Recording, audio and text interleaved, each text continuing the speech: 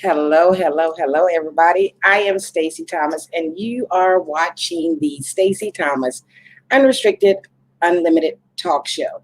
For those new viewers, why do we say unrestricted unlimited? It simply means do not put myself nor my guests in a box. We have yet to see all that God has for us. And today I am very honored. I am very excited. I've got a powerful story coming.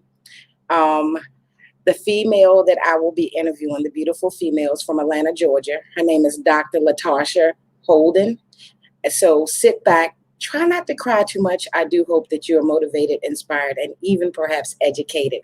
Let's bring her on. Hello, hello, beautiful. Hi, thank you for having me. No problem. I have to say thank you for coming on. I feel very honored. I know you're a very busy woman and sought after woman. So thank you. Okay. Thank you. So, how's things down there in your part of the country? Doing good. I was telling my son the last one of the six, he'll be 18 in 2 weeks. I say, see, this COVID thing gonna mess me up. When you turn 18, I'm supposed to be going to the airport with a little rolly bag, heading to the beach with a coconut, and get ready for. I said, so now I got to make other plans, but all is well. Everything is well. That dare come when all of this is lifted. You'll be able to do that and more, Dr. Holden. So I am excited just to get to know your story. You're one of the many guests I have that I look forward to speaking to, and hopefully have someone. No, I know someone will be blessed. Okay. Okay. So, Dr. Holden, I like to start from the beginning, if you don't mind. Before we even get to the six children and the big scheme, the big story, let's go under 10 years of age. Did little Latarsha have any dreams of who she wanted to be? Oh yes, I tell you, I was the life of the party. I started out as an extrovert and I wanted to be a lawyer. So I always knew my grandmother said I used to always say, Grandmother, I'm gonna be rich and I'm gonna have a maid come to my house 3 times a week as a little girl I was prophesying that to myself. But it got lost over the years. But yeah, I wanted to be a lawyer. I knew that something was different about me. I had an uncanny way of empathizing with others, and I always wanted to befriend the child that was getting picked on or the child that didn't seem. I just always wanted to love on them and show a smile and friendly. I always just felt different. Yeah. I get that. I was telling somebody the other day, I've got a thing for the underdog. Yes. You know what I Yes. mean? Yes. The one that everybody wants to leave out. We got puppies and I got to run. And that's cool because she's going to be awesome. You know what I mean? Yes. Yes. So you wanted to be a lawyer like anybody else. Yeah. Most of us do have dreams. Yeah. So then you got to high school. Was that still on your mind?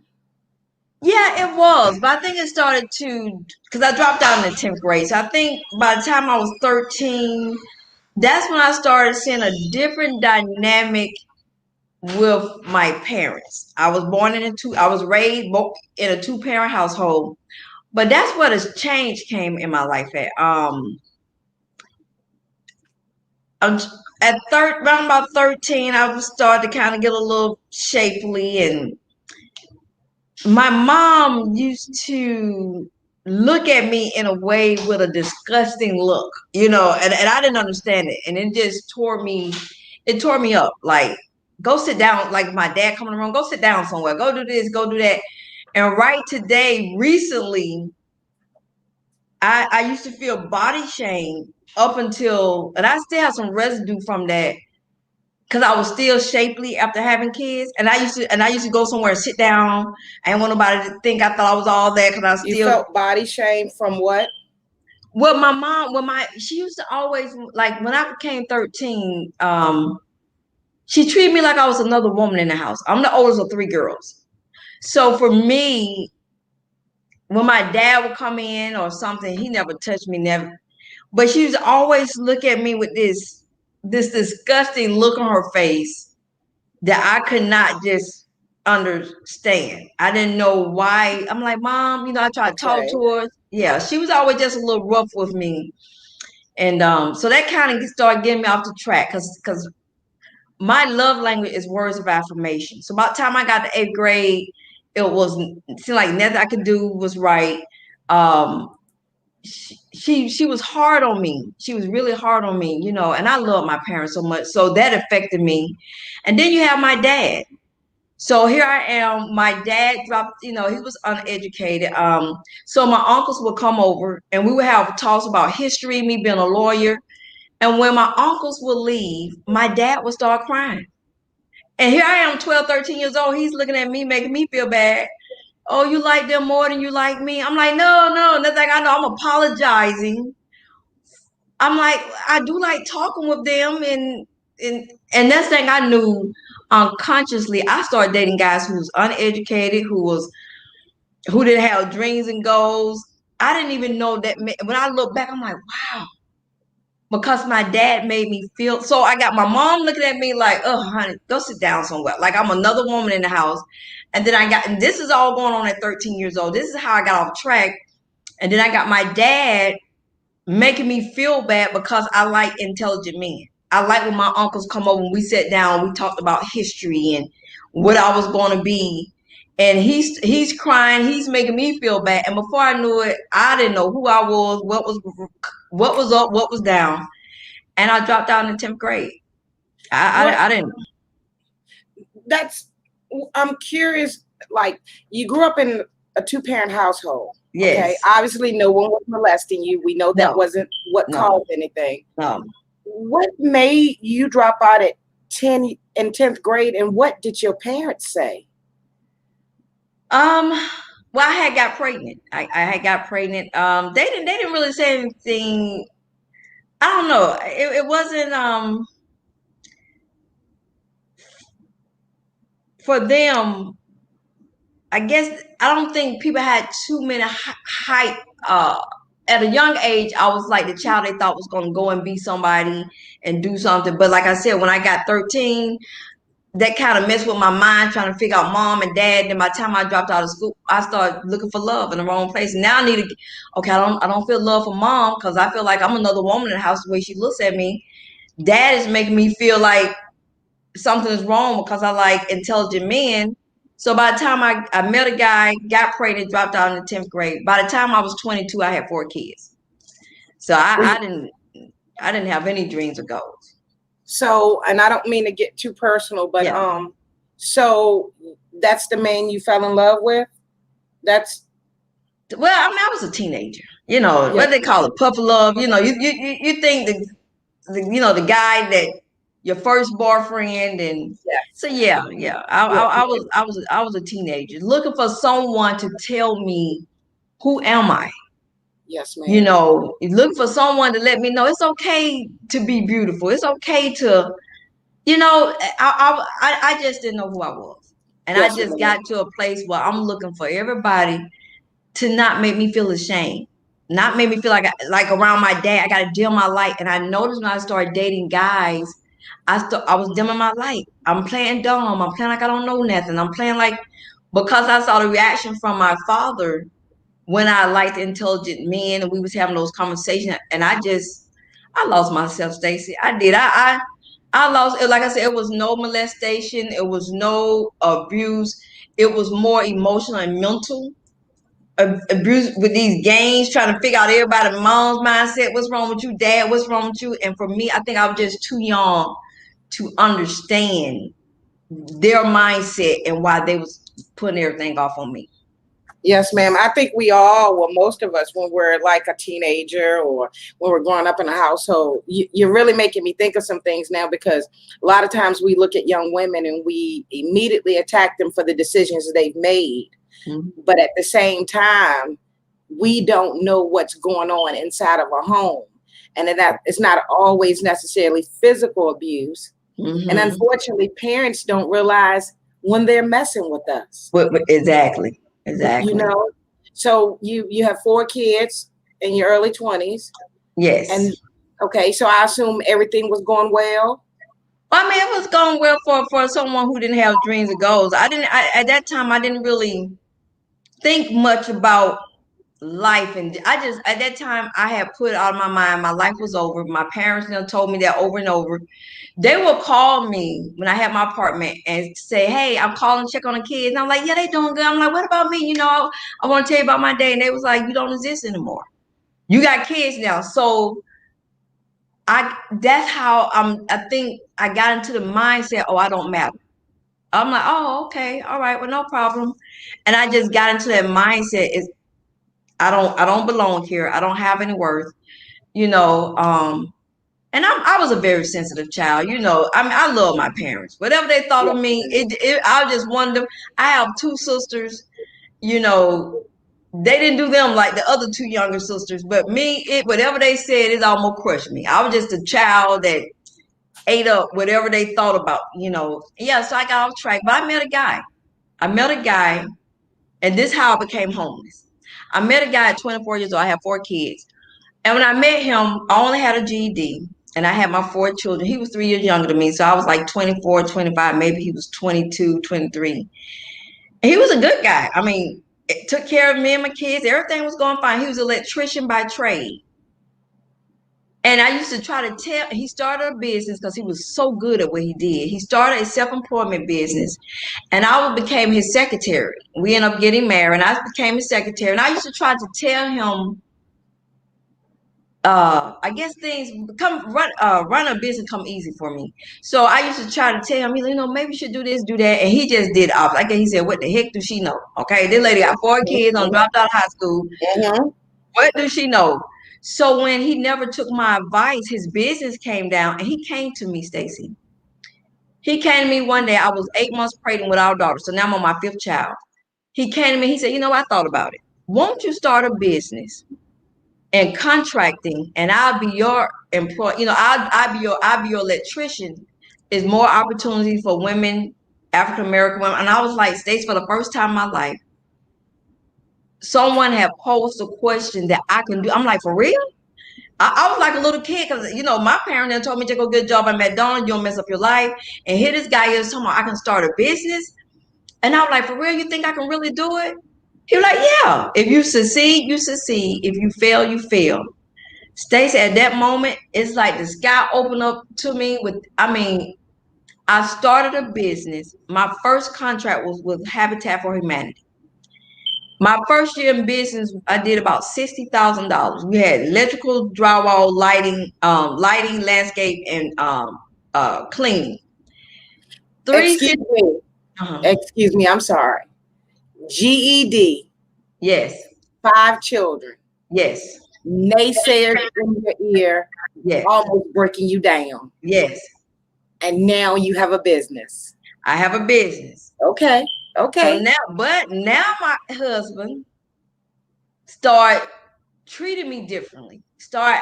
He was my electrician, so he started acting funny towards me. So at first I came to him and said, look, hey, I don't have to do this. I can be stay-at-home mom. I said, what's the problem? You told me to start this. He said, no, you're good. Go ahead. Stacey, I continue with that business. God has always brought attention to me. I mean, I'm a lady contractor back in the early 2000s. You know, I had the big brand, the bro gangs. I had the company van, lady contractor. And my husband, he began to start sabotaging my job, doing sloppy work. And I went to him and I said, I don't understand. Why would you tell me to start something if you're going to hate me? And at this time, I had 6 kids. He was like, I never thought you'd do as well. He said, honestly, it was a joke. He said, I wasn't expecting you to do as well. How did he pose this question? He said, how do you come into the contracting field and outdo me? Stacey, I didn't know. I didn't know why running a business came. I said, well, I never told you I was dumb. I think he felt like I tricked him or something, or I act like, because he trying to see, I met you with 4 kids and GED, and here you are running a business like you haven't been in business school. And he gave me an ultimatum. After he sabotaged my business ended up going down, started losing clientele. He said this. He said, if you want me, you'll give up the business. He started being verbal abusive, mental abuse. By the time, I could not. I'm like, but I'm not doing anything wrong. I'm submissive to you. He said, no. He said, I can't bear to see you in this light. He said, he said, if you was like this when I met you, I probably can handle it a little bit more. He said, I can't handle your success. And at that moment, I was used to being rejected for doing bad in life, where people, dropping out of school, having kids, but I wasn't used to being rejected for doing good. And so, I just had 2 kids with him. So now I have 6 children. And I wanted my marriage. I mean, I didn't really think I was running a bit. I wanted my marriage. And I just said, well, for the first time in my life, Stacey, when I had that business, we had office spaces, vans. I looked in the mirror and I was proud of myself. But my wings I didn't even get a chance to take off the ground because he clipped my wings and I chose him. When I chose him and I had no more fight, I just couldn't do nothing. I was messed up in the mind. When he saw that he had beat me down so bad, he left. He didn't want the marriage. I didn't know what to do. Now I'm 35 years old, homeless with 6 kids. My mindset is jacked up from the floor up. I didn't know what to say. So even to this day, women have problems because they become successful. Yes. So your business was going good, but mentally that's what destroyed it because of what he was saying? Yeah, I mean, you gotta understand, I wasn't all the way. I didn't really look at myself as success. I only started something because I felt my husband had the power. He told me to start it. So for some reason in my mind, I felt he had the power. I didn't feel like I had it. So I gave it back to him. I'm like, but it did something to me mentally to give up. I just handed over my power because he made me feel like if it weren't for me, you want to do this. If it weren't for me, you want to start this. If it weren't, so I just, so when that came to an end, I'm just like, I want my marriage. I mean, I started over, had 2 little kids, and now I got 6 kids. Of course, I didn't want, but when I gave up the business, he left. Never heard from him again. Never saw him, and I was messed up. I'm gonna be honest. I was messed up, and mentally.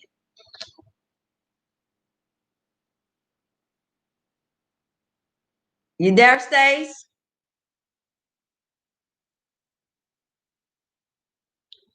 So, I don't know if we still live, but I continue on.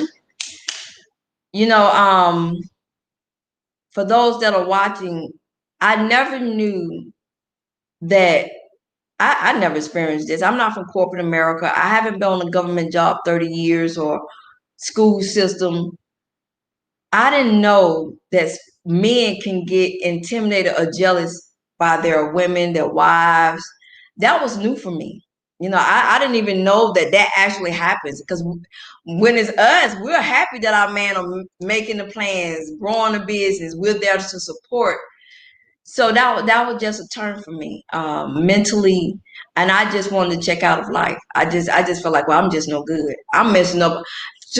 When he asked me, how do you come into the contracting construction world and outdo me? I started to apologize. I'm sorry. I didn't mean to outdo you. For what I was, I started to downplay what God was doing with me, because some of the stuff he was asking, I couldn't even answer. I'm just gonna be honest. I didn't know how I was able to run a business. I didn't know how I was able to do what I did. I'm just gonna be honest. Who wanted to be a single mom with 6 children? I chose my marriage. It just when I chose my marriage, he didn't want me at that moment. He said he just could not see me in that light. And you know what, people who's watching, I tried to dumb myself down so he could see that I needed him. I tried to play like I couldn't read blueprints. I tried to be like, well, can you tell me what this means? I'm dimming my light. By the time he left, my light was so dim, I didn't even know who I was. I'm just gonna be honest. I remember I wasn't raised in the church. So I didn't know God. And I remember I had started going to the church, and I asked some ladies, older women. I said, well, I told them what was going on. They said, well, show him that you need him. But people of God, no one ever told me you don't have to be a doormat for him. So for me, show him that I need him meant dumb myself down. Show him that, you know, I didn't know how to do anything. I didn't know. They didn't tell. And by the time I kept erasing me, I started at the head. I'm erasing like I don't know nothing. I'm erasing. By the time I got through erasing who I was, there was no one there. I was a shell of a person. I apologize so much for who God and what God was doing in my life. When he decided to leave, there was no Latarsha. It was just a shell of a person walking around, scared to try anything. So here I am, 35 years old, 6 children, a GED, homeless in the streets of Atlanta, mentally, emotionally, I was messed up. I didn't know where to start. Where do you go? What do freedom look like? And that's why I had to ask myself, what do freedom look like for an African American woman at 35 years old, uneducated and underemployed?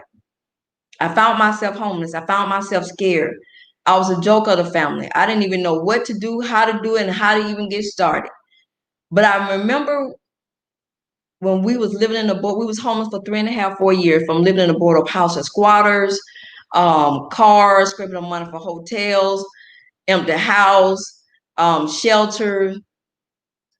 But I remember 2007.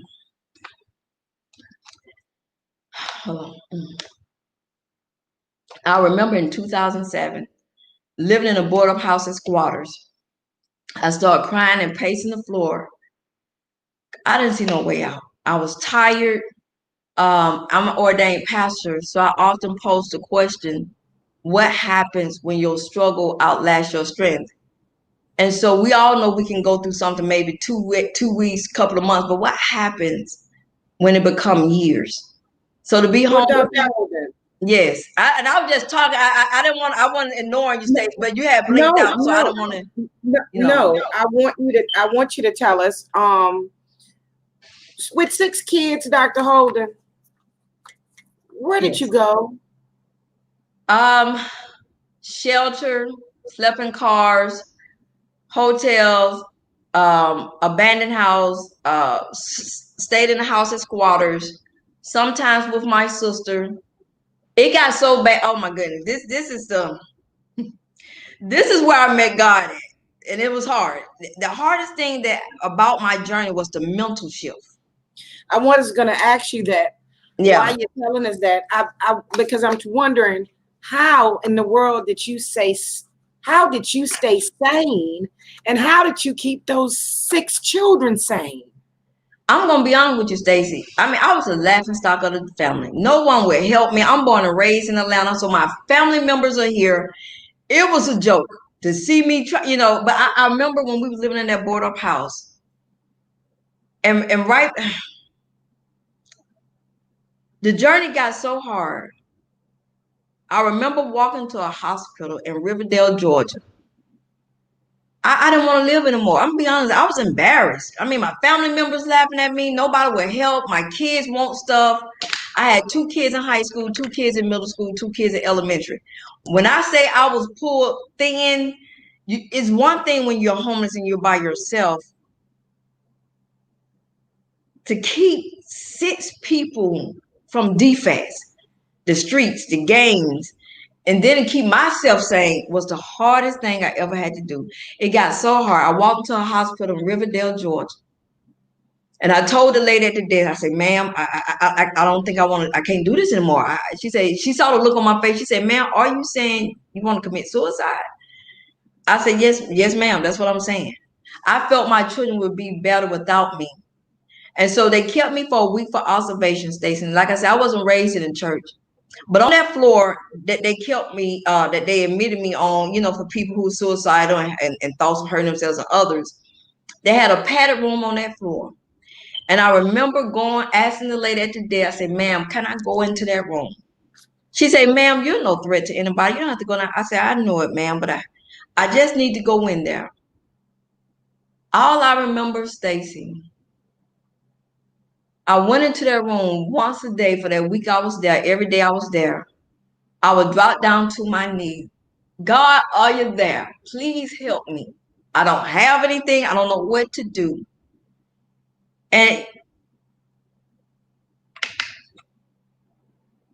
we was living in I don't know, man. He met me there. Things then immediately changed.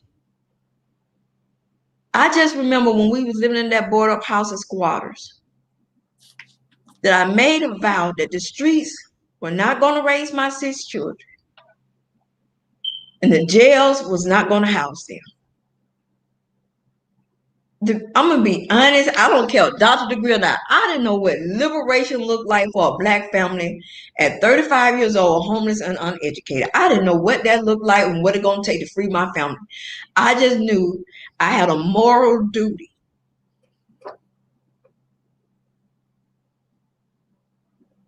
to do what I can to save my family. And you did, and you say you met him in a padded room. Yeah, I met him when I left out of there, and that's so the first thing I had to do, I enrolled in college. I didn't know what that was going to look. Sorry. That's okay. You know, Stacey gets a little too deep sometimes, so you just tell me when. We don't have to talk about it. We can go on. No, you know what? No, because I didn't really know what I was going to do. Last time I've been to any one school, I was 15 years old. Here I am, 35 years old, enrolling in college, living in a board up house as homelessness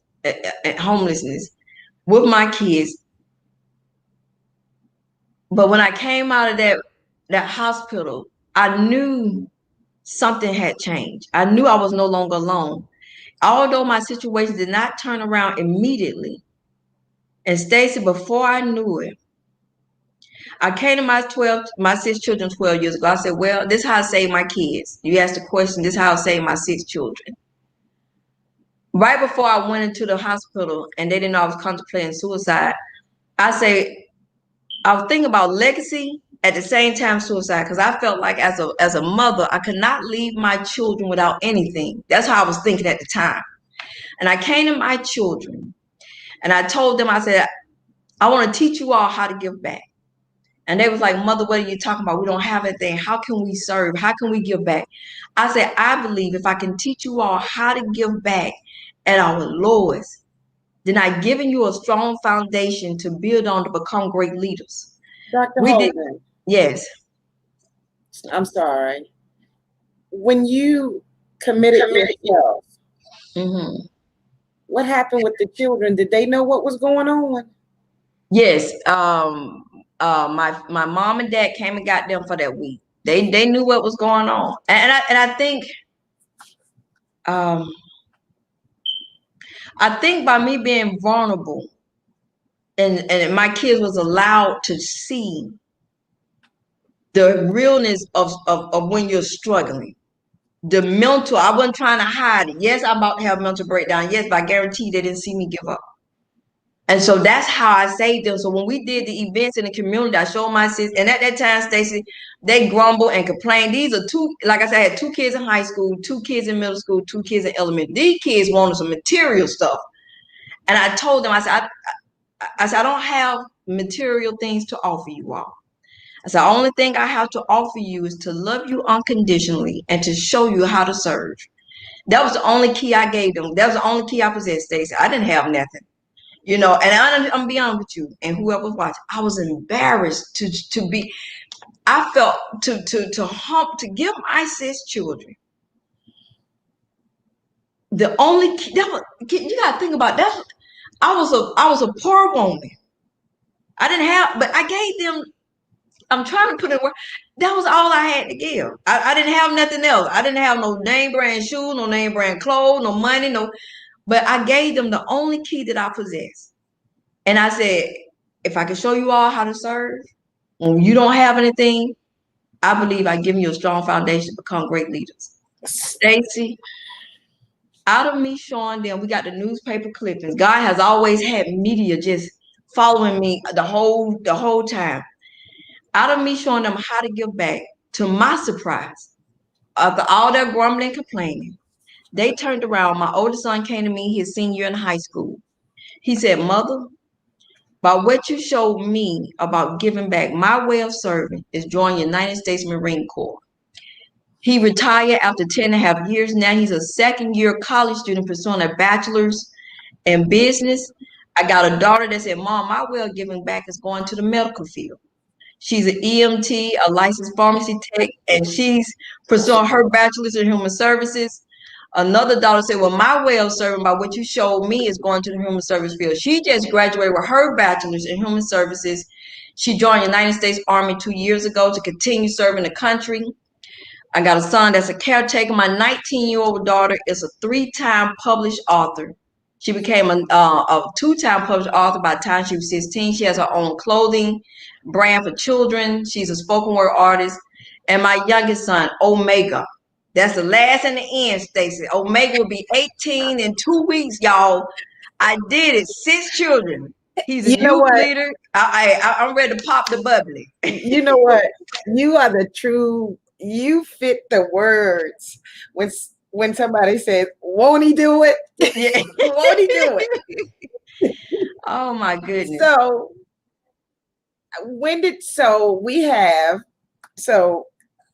I'm sorry. So you're in college and the kids are doing great things. I should have had everybody on the show, but did the books come before you you decided to talk about your story? No. What order did these things come in? So I graduated from college 2016 with my doctorate in leadership studies. And I made a second vow. First, I made the first vow when I said the streets were not going to raise my 6 children nor the jails will house them. Then I made a second vow. God, if you get me out of homelessness and hopelessness, I'll go back and fight for others. Soon as I graduated from college, I ran for city council in 2017.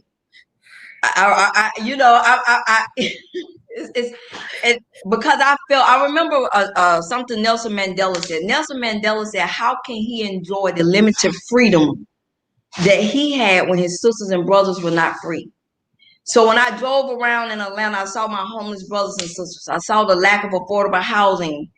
And I just saw that look of hopelessness. I knew whether I won or not, I knew I had a moral duty. Once I liberated my family, I had a moral duty to go back and fight for others. So I ran for city council in 2017. Bold and set out to do some things, huh? Yes. So how did that go? Well, you know what? It's interesting. I actually ran for the seat that our mayor, Keisha Bottoms, she vacated to run for mayor. So that seat in Atlanta, District 11, is the biggest district in Atlanta. Okay. So it was 8 of us in the race. And for that size district, you need about 20,000 to 50,000 to really make a visual, to really be seen and people get your mailings and stuff. Uh-huh. Stacey, I was the only one that didn't have a campaign manager. I didn't know anyone of influence. I just knew that I related to most other people that in the south part of Atlanta. I had raised $1,500. My opponents had raised $20,000 to $50,000. The lady who won the seat, who had the full works, the connections, the money, the endorsements, she only beat me to the runoff by 400 votes. To my $1,500, to her $50,000, and all her connections. Do you know my family at that point was too embarrassed to help me campaign because now everybody gonna know I was homeless. No one never expected me to be on this side of the boat. So had I had a little bit more help, I got 150 some family members here. Only 2 family members donated. As word that was around in the community at the time, Dr. Holden, had you had a little bit more help, you probably would have won that seat. Dr. Holden, when you've been homeless, okay, you see yourself, you've made it out, you're in college. Now you're running from a political office. Mm-hmm. I'm sure there were people saying, who does she think she is? Where did she come from? And then at the end of the day, you don't even have your family. Yeah.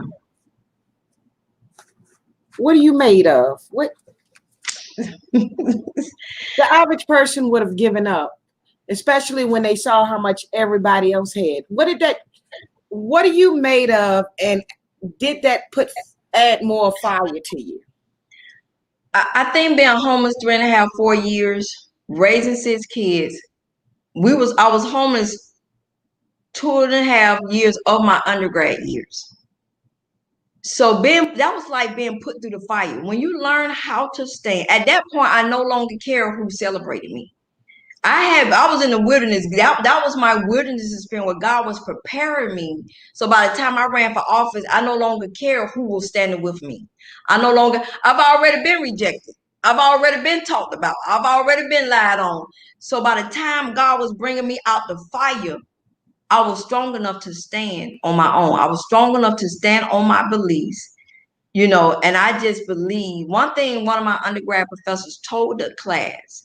He said the world belongs to those who are disciplined.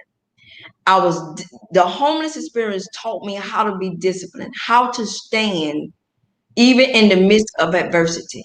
So by the time I ran for office, I didn't care what they said. Matter of fact, I told them, if you want to talk about me, I didn't care if they said she was homeless, she don't know nobody, she's not politically connected.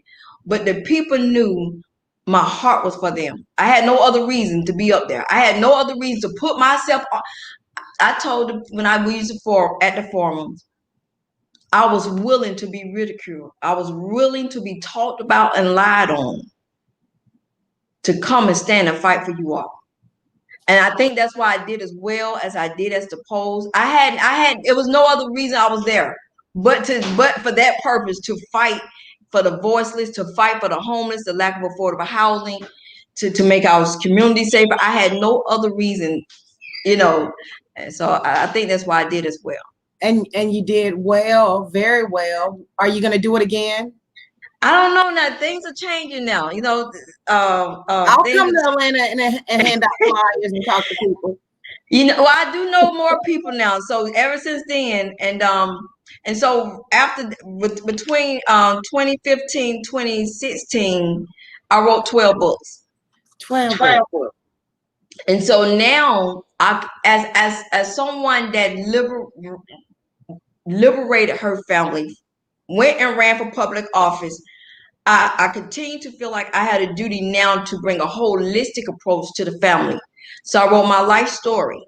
Then I wrote 4 children's books to reach the little kids in the household, to teach them about kindness and diversity and friendship. Then I wrote a 4-part youth series because now I want to extend the love that I show my 6 children to other youth. So I wrote a 4-part youth series that deal with sex trafficking, teen bullying, teen dating violence, love and forgiveness. Then I got to go back and get my sisters and brothers. I got to go back and get the moms and dads. So I wrote a 60-page training manual workbook so I can do workshops. I can go back and get my brothers and sisters who still stuck. And so I wrote a book for ministry so I can encourage the people of faith that we have to stay on the potter's wheel. Yes, it hurts like hell. Yes, when you're being burned and God is ripping that stuff off of you, it hurts, but change is necessary, although it's painful. So I wrote 12 books because I wanted to continue to reach out and show others love. And in 2020, what's the new thing that we have out?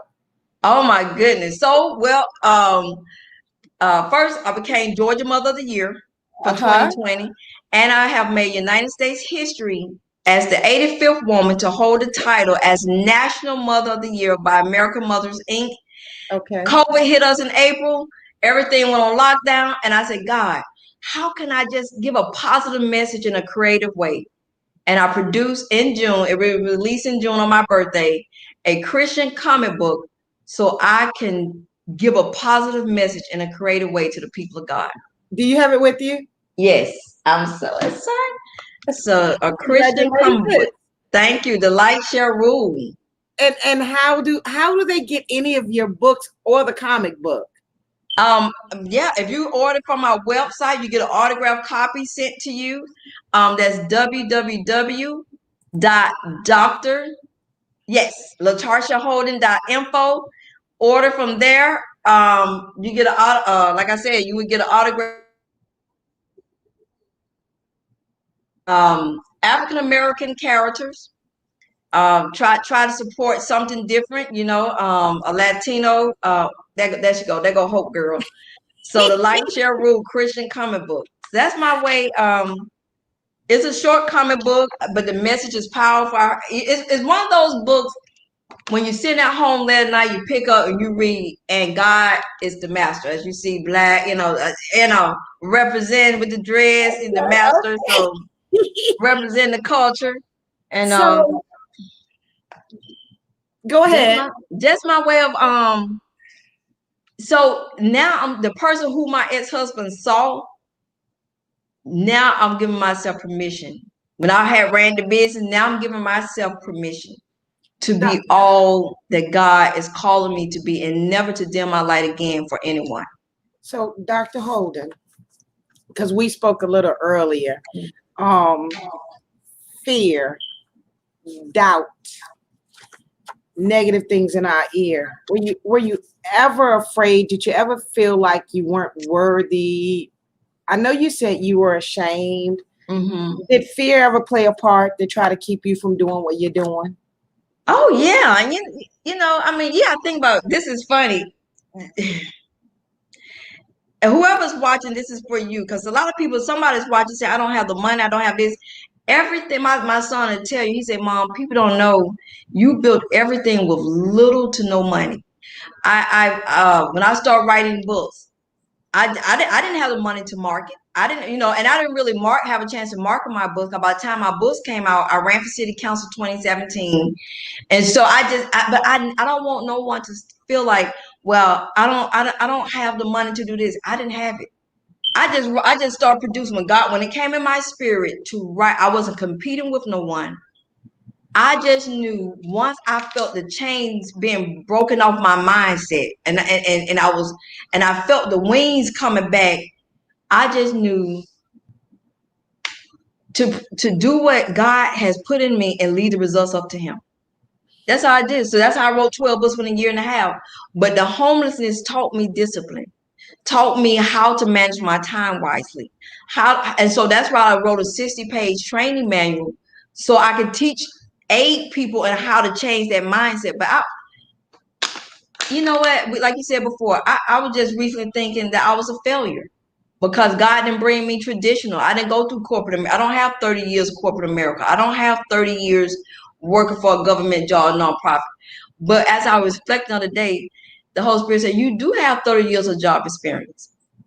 Them 6 kids didn't get what they was for no reason. You was able to teach 6 people plus your 7 people how to build from the ground up, how to fight through adversity, and how to stand in the midst of the storm. And so for me, I say, wow, God, and I never again will feel bad for my journey and how God brought me through and how the way He orchestrated everything that I'm doing.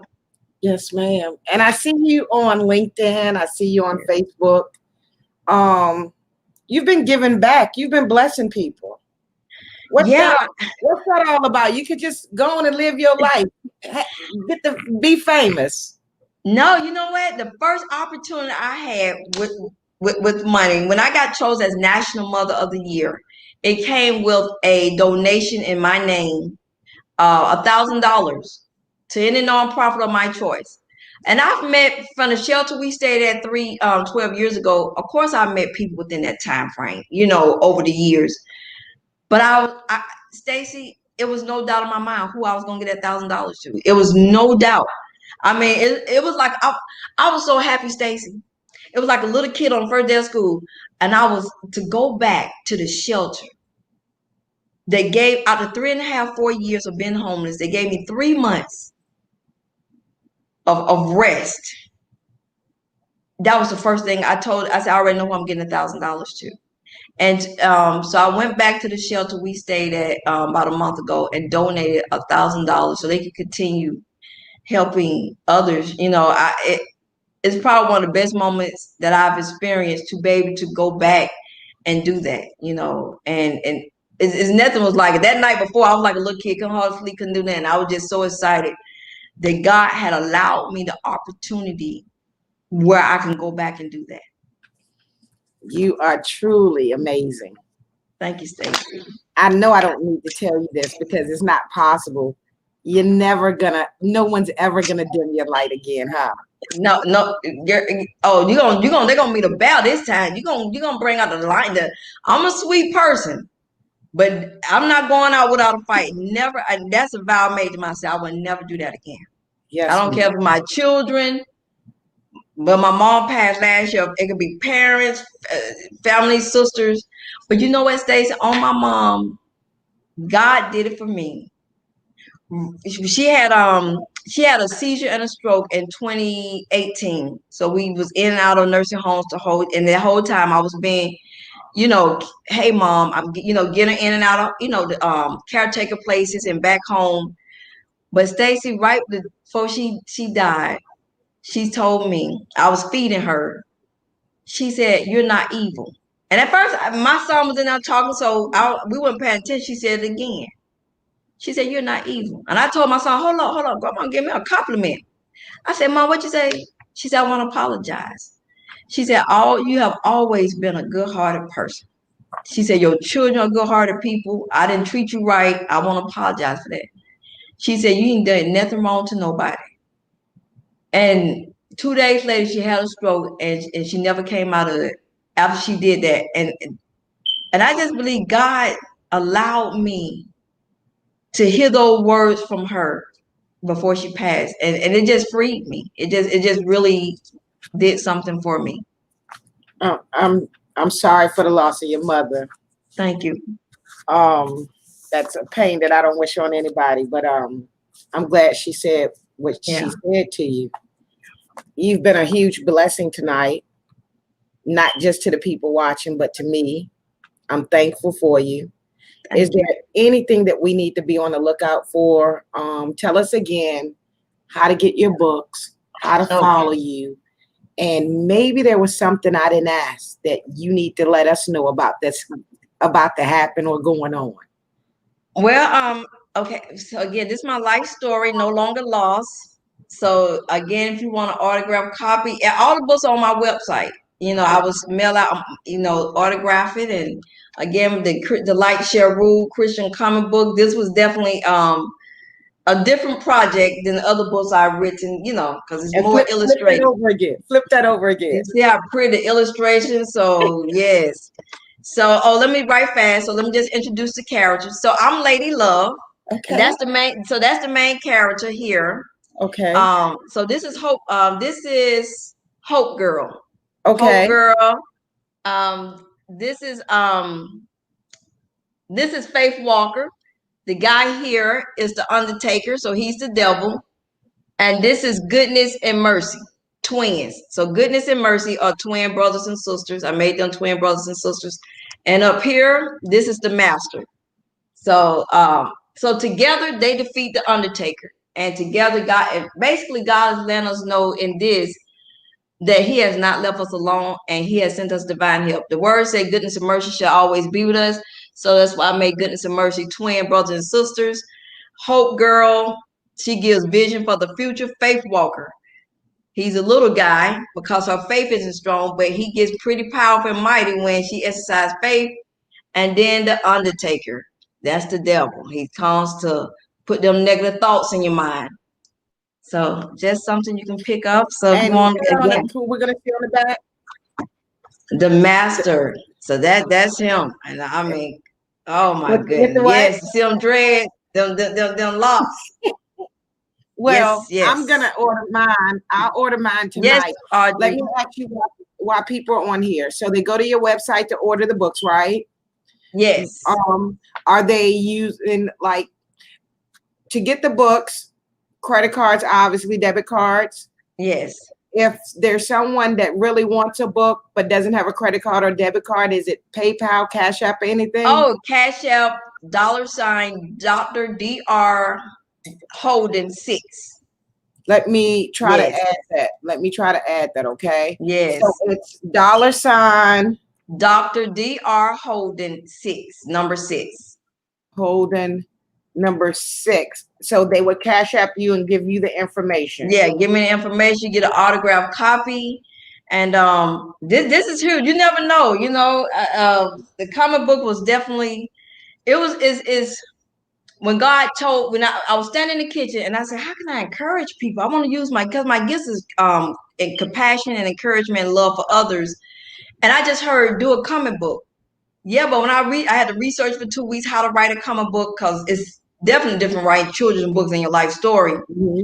But it can get expensive. The illustrations are no joke. Oh yeah, So the pictures, yeah. So it's a short comic book, but it's a powerful message in there. It's about 10 pages, 60 pictures.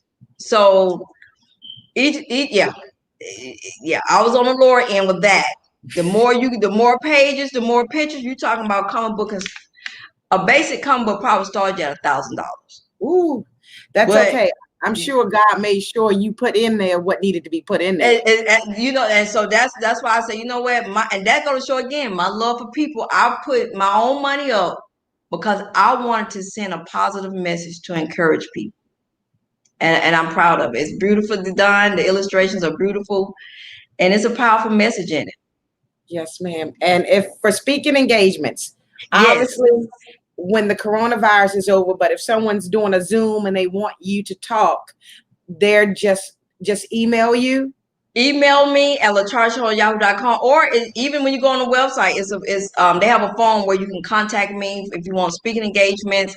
I do coaching sessions, so that whatever coaching session, speaking, facilitate workshops. So I do professional and personal development workshops, and so I'm working on a book project now for leadership, for leaders in corporate America, leaders, to show how to have balance in your personal and professional life. And so that is the project I'm working on now. Thank you, beautiful. Thank you for having me. No problem. If we may meet up again, we may have to do this again with your next project. Or when I see you on LinkedIn giving away some more money. I know, right? Well, that's why I'm like, God, he know if he can trust me. If I'm willing to put my own money up front to bless, he know he can definitely trust me. That's my mission. You take care, and I'm wishing you the very best, okay? All right. Thank you. Bless you all. You're very welcome. Bye-bye. Bye-bye. Hey. She's amazing. She's freaking amazing. Her story, follow her on Facebook. She's on LinkedIn. Please check out her books. Check out the comic book. I'm going to order one of those tonight. I really thank you guys for watching tonight. I am Stacey Thomas, Unrestricted Unlimited. As you see with my guests, we're not to be put in a box. And if you didn't learn anything else, be thankful, give back, right? And never judge a book by its cover. And let no one get in that ear and tell you you can't do something. When God gives it to you, man doesn't have to understand it. Man doesn't have to accept it.